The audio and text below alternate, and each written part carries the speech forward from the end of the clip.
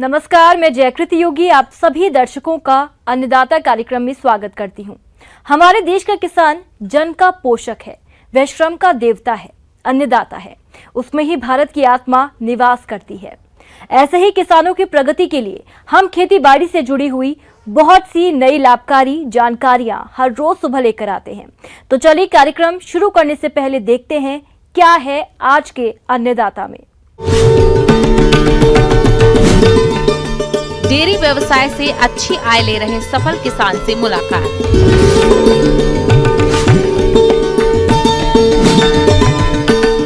अधिक फल उत्पादन के लिए नींबू के बाग में जरूरी कार्य।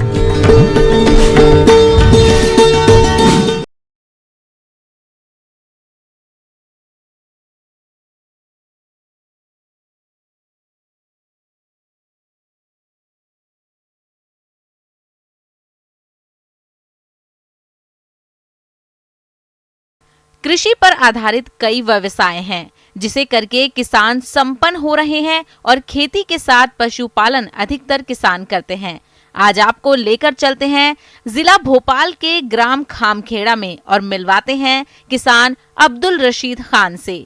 ये भैंस पालन कर रहे हैं और साल में लाखों की आय ले रहे हैं। ये आज आपके बीच अपनी सफलता की कहानी साझा।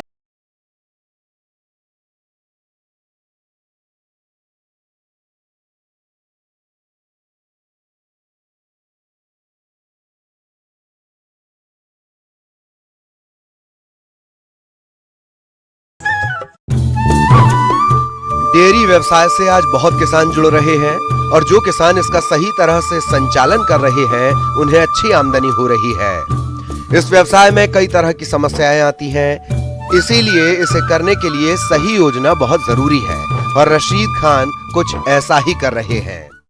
किसान भाइयों, मेरे पास एक छोटी सी डेयरी और डेयरी के अंदर तकरीबन 25 भैंसें हैं मेरे पास।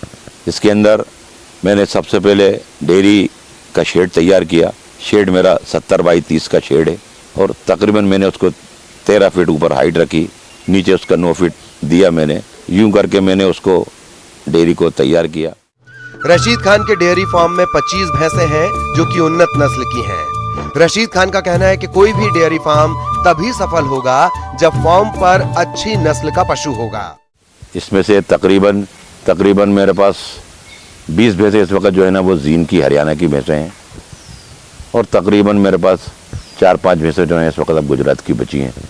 या अपने राजस्थान के अंदर गंगानगर की भैंसें, उनके पाँव छोटे छोटे होते हैं, हाइट भी उनकी मीडियम होती है, ज़्यादा बड़ी नहीं होती, लेकिन दूध कमाल का निकलती हैं। एक भैंस जो है ना 14 लीटर 18 लीटर दूध देती हैं। अगर आपने 80 नस्ल की भैंस नहीं रखी, देसी रखी, लोकल रखी है आपने, तो आपकी डेयरी जो है ना वो फिलअप हो जाएगी। डेयरी फार्मिंग अगर आप करना चाहते हैं तो ये तय कर लें कि आपके यहाँ दूध का बाजार कैसा है, क्योंकि अगर दूध का अच्छा भाव नहीं मिलेगा तो आपको भारी नुकसान हो सकता है। रशीद खान अपने फार्म का दूध शहर में भेजते हैं और इन्हें अच्छा बाजार भी मिल रहा है। किसान भाइयों, मेरे पास 25 भैंसें हैं। 25 भैंसों में लगभग एक टाइम में 75 लीटर दूध निकलता है। 2 टाइम भैंसें लगती हैं। दिन भर का तकरीबन 1.5 क्विंटल दूध मेरे पास हो रहा है। मैं अपना दूध 54 रुपये लीटर बेचता हूँ, जो कि लगभग जो है ना 8,000 रुपये का मुझे रोज का प्रॉफिट छूटता है। जो भैंस गर्भित होती है, ब्याने के 3 से 4 माह पहले उनसे दूध निकालना बंद कर देते हैं। 25 भैंसों में से 18 से 20 भैंसों से दूध मिलता रहता है, जो कि प्रतिदिन करीब 150 लीटर होता है, जो 54 रुपए प्रति लीटर के हिसाब से बाजार में जाता है, जिससे कुल आमदनी 8,100 रुपए प्रतिदिन होती है। चापड़ इस वक्त 17-18 रुपए किलो बिक रही है।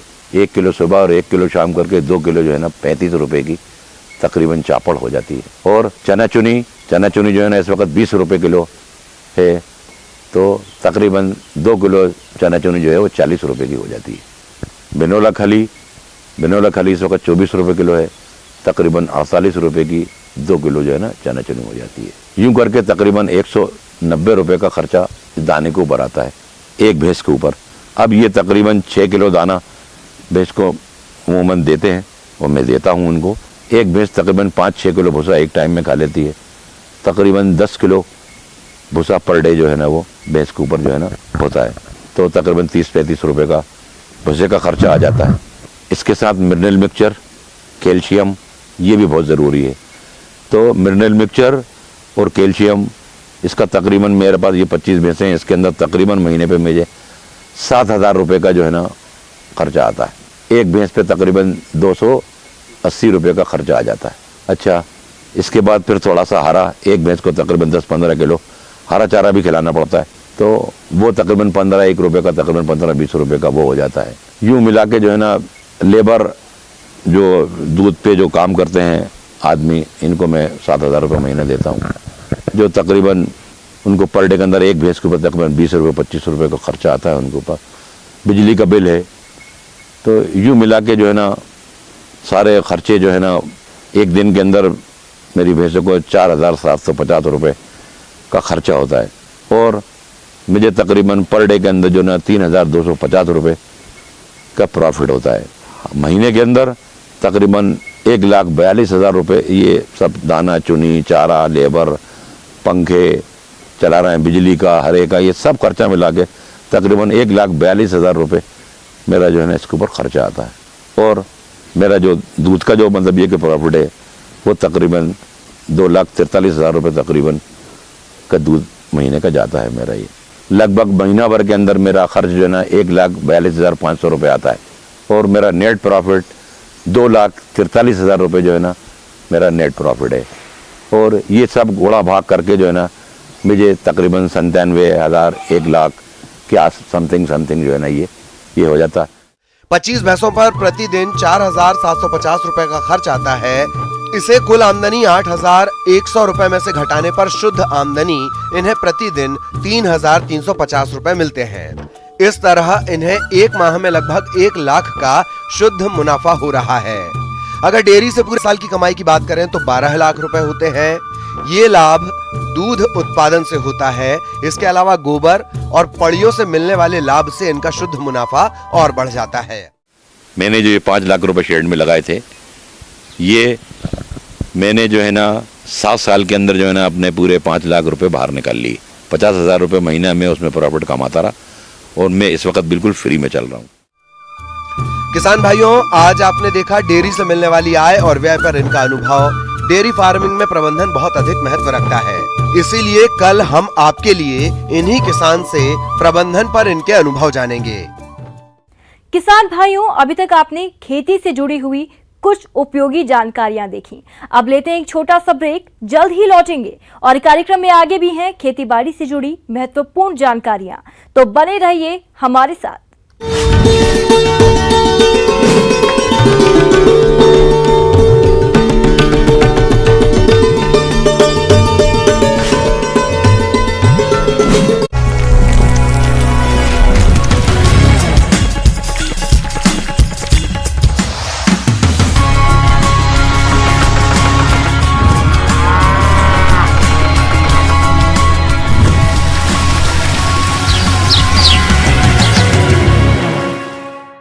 ब्रेक के बाद आप सभी दर्शकों का अन्नदाता में स्वागत है। चलिए अब रुक करते हैं अगली कड़ी की ओर।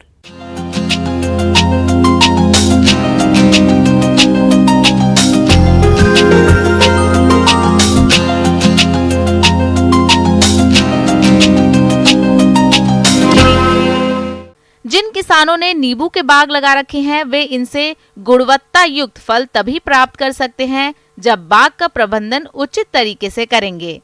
तो नींबू के बाग में इस समय कौन कौन से कार्यों को करना जरूरी है, इस बारे में विस्तार से जानकारी दे रहे हैं डॉक्टर प्रवीण कुमार गुज्जर।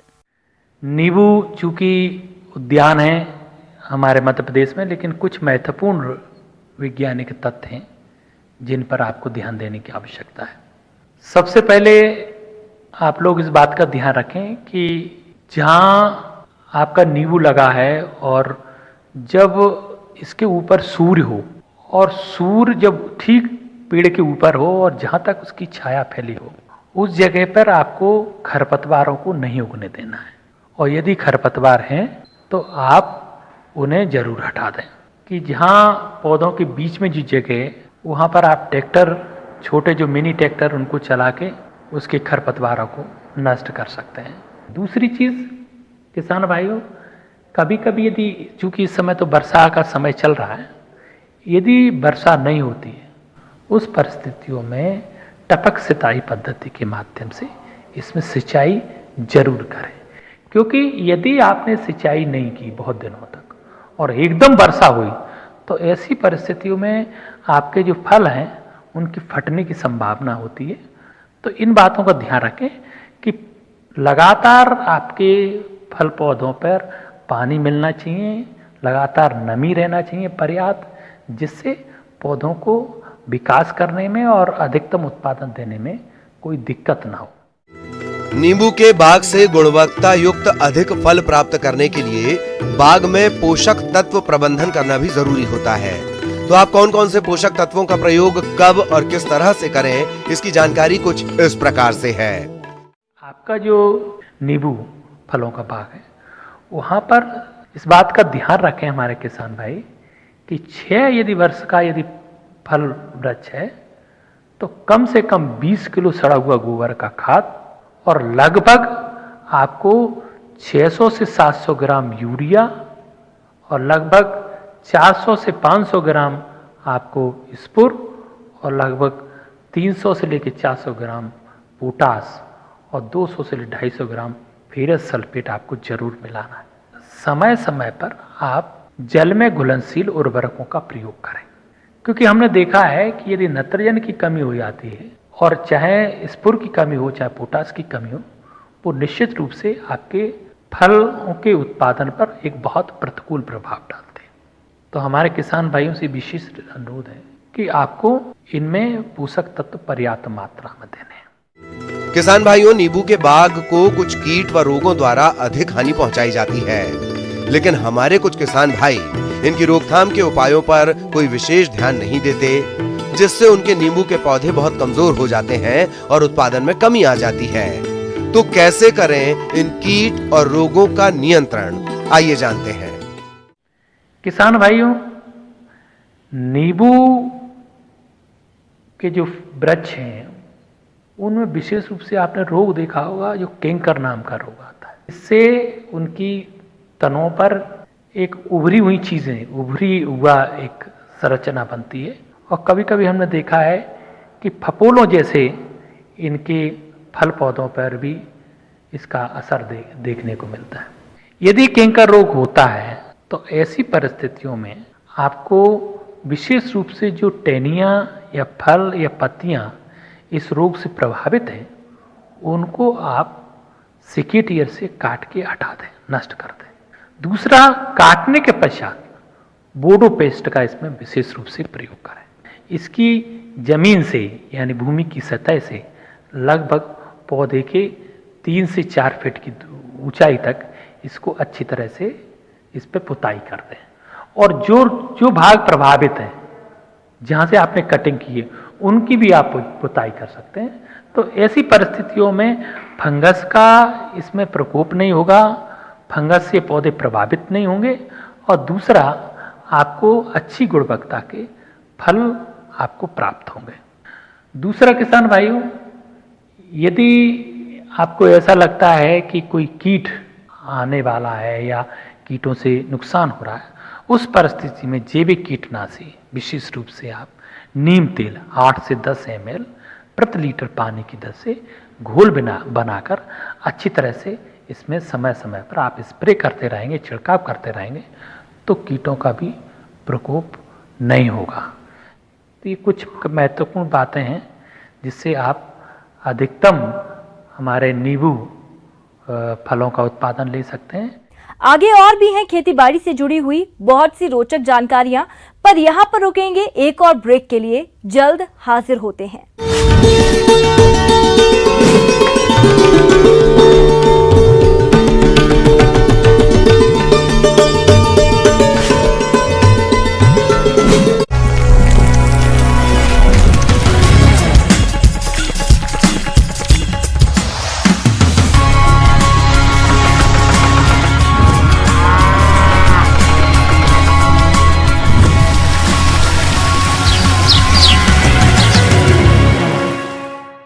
ब्रेक के बाद एक बार फिर से आप सभी दर्शकों का अन्नदाता कार्यक्रम में स्वागत है। बढ़ते हैं अगली प्रस्तुति की ओर।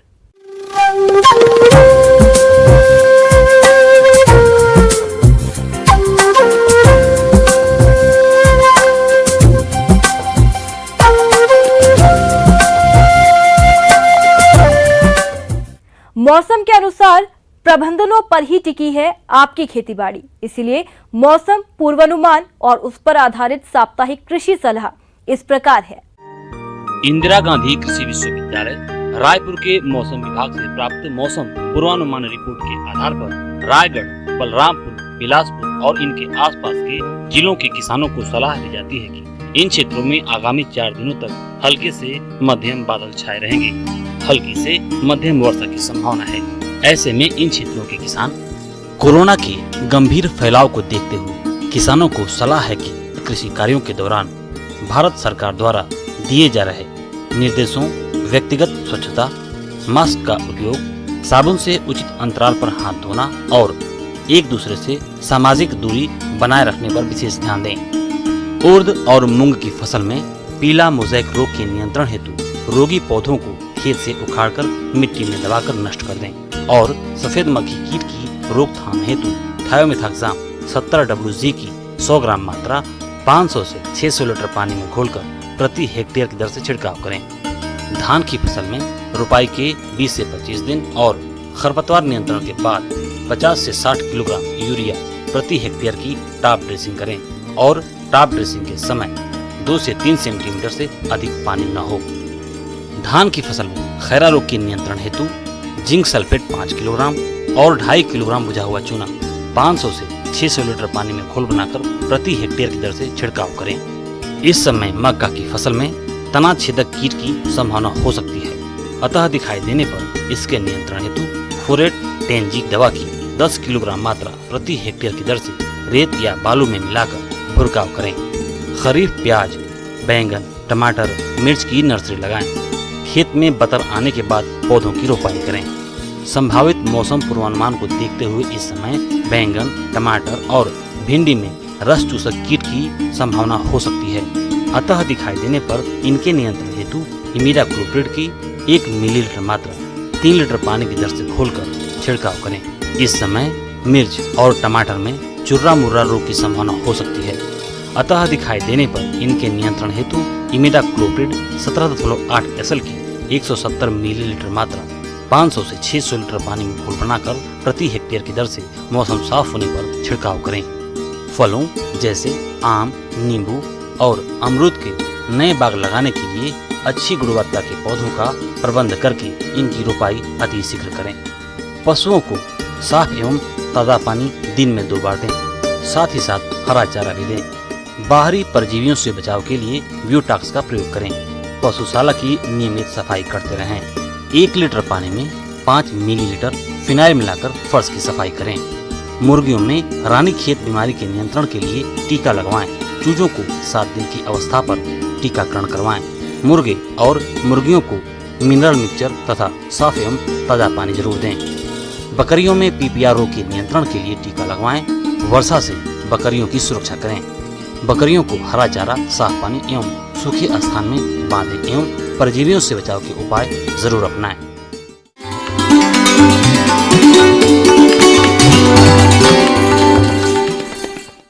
अन्नदाता हेल्पलाइन निशुल्क पूर्ण संपर्क सेवा के माध्यम से आपके द्वारा पूछे गए प्रश्नों में से 1 या 2 महत्वपूर्ण प्रश्न को हम अपने कार्यक्रम में शामिल करते हैं। इसी के तहत आज का चयनित प्रश्न और उसका जवाब इस प्रकार है। निःशुल्क अन्नदाता हेल्पलाइन में आज हमने जिस प्रश्न को शामिल किया है उसे पूछा है ग्राम मझगवां, जिला जबलपुर के नीरज पाटीदार ने। आपने इस समय तोरई की फसल में किए जाने वाले जरूरी कार्यों पर जानकारी चाहिए है, तो इसके लिए देखिए कार्यक्रम का यह अंश।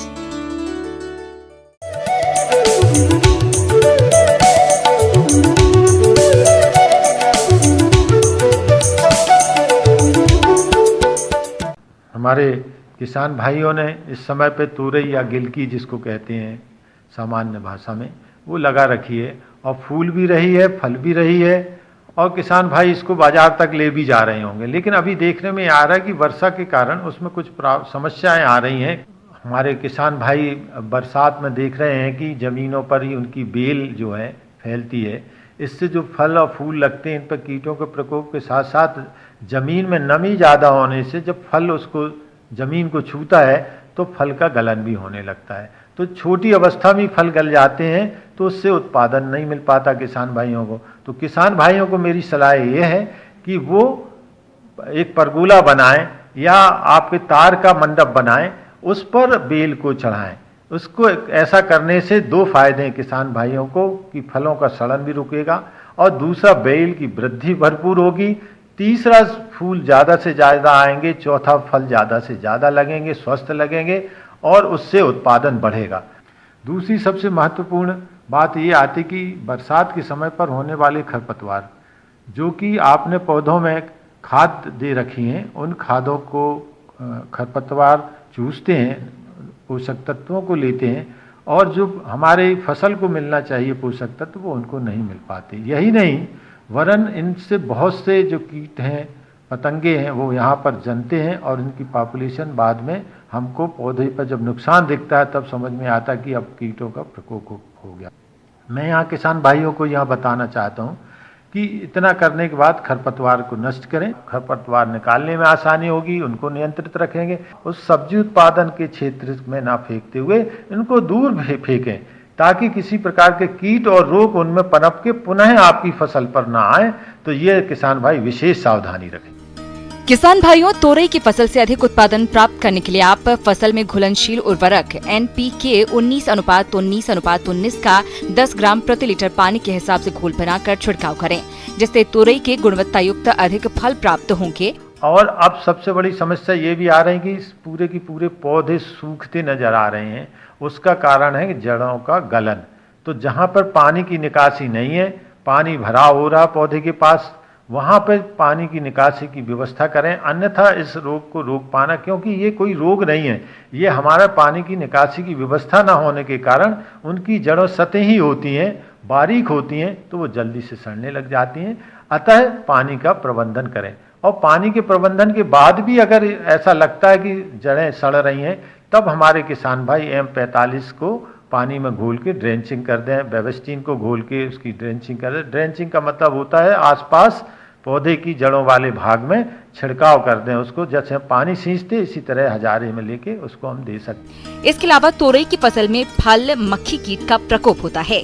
ये मक्खी फूल से फल बनते समय उसमें अपने अंडे दे देती है और फल बड़े होने पर इसके मैगट फलों को अंदर ही अंदर खाते रहते हैं, जिससे फल सड़ जाता है। तो आप इस कीट के नियंत्रण के लिए सबसे पहले खेतों में मिथाइल यूजिनॉल ट्रैप लगाएं, जिनमें नर फल मक्खी एकत्रित होकर नष्ट होती रहती है। इसके रासायनिक नियंत्रण के लिए प्रोपेनोफॉस दवा की 2 मिलीलीटर मात्रा का प्रति लीटर पानी के हिसाब से घोल बनाकर छिड़काव करें, जिससे इस कीट का नियंत्रण आसानी से हो सकता है। और एक विशेष प्रकार की जो इल्ली है जिसको लीफ माइनर कहते हैं, कभी कभी कहते हैं कि सर्पाकार पत्ती पर जो बन रहा है वो क्यों बन रहा है, वो एक छोटी सी इल्ली होती है जो कि पत्ती का जो क्लोरोफिल है, हरा भाग है, खाते हुए और पत्ती को नुकसान पहुंचाती है, जिससे कि उत्पादन पर प्रतिकूल प्रभाव पड़ता है। सुरंग कीट भी बोलते हैं कई बार इसको। इसके नियंत्रण के लिए थायोमेथाक्सिन 1 से 2 ml दवा किसान भाई पानी में घोल लें और इसका छिड़काव ऐसे समय पे करें जब वर्षा ना हो रही हो। तो कम से कम 4 से 5 घंटे का समय पौधों की पत्तियों को इसका प्रभाव देखने पर तब भी मिलेगा कि पत्तियां उसको सोख लें। अगर वर्षा हो जाएगी तो इसका प्रभाव देखने को नहीं मिलेगा। तो किसान भाई विशेष ध्यान दें, चूंकि अभी बादल रहते हैं तो सुबह से शाम तक छिड़काव तो कर सकते हैं, लेकिन वर्षा ना हो रही हो इसका विशेष ध्यान रखें। तुरई की फसल को पीला मोजेक विषाणु रोग द्वारा अधिक नुकसान होता है। इस रोग के कारण पौधे की नई पत्तियां छोटी रह जाती हैं, उन पर पीले धब्बे दिखाई देते हैं, पत्तियां सिकुड़ जाती हैं और फल विकृत हो जाते हैं। रोग का प्रकोप अधिक होने पर फल बिल्कुल नहीं बनते। इस रोग को सफेद मक्खी कीट द्वारा रोगी पौधे से स्वस्थ पौधों में फैलाया जाता है। इसके नियंत्रण के लिए सबसे पहले रोग ग्रसित पौधों को उखाड़कर नष्ट करें तथा सफेद मक्खी के नियंत्रण के लिए इमिडाक्लोप्रिड दवा की 1 मिलीलीटर मात्रा का 3 लीटर पानी के हिसाब से घोल बनाकर छिड़काव करें।